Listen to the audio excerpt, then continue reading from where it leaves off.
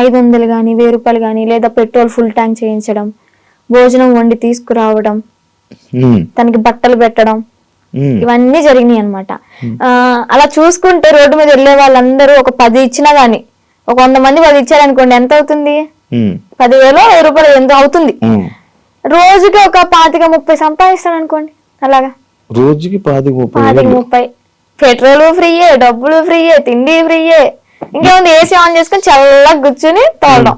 రోజుకి 20,000-30,000 పడిపోయి నేనే పక్కన కూర్చున్నా కదా, లెక్కెట్టేదానంటే ఒక్కసారి అనుకుంటే కౌంట్ చేసా మనీ మొత్తం. అంటే ఓన్లీ గుడ్లకి వెళ్ళడం, పెట్రోల్ బంక్ పడుకోవడం అంతే.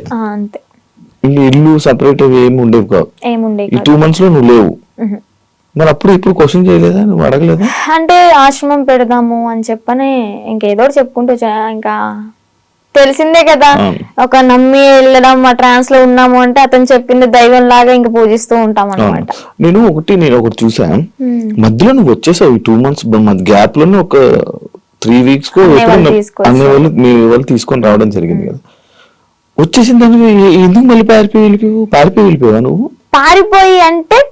పారిపోయి అనుకోండి, అలాగే నా సొంత ఏం కాదు అది కూడా.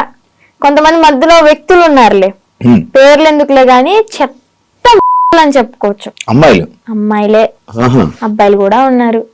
మా అన్నని చంపమని చెప్పి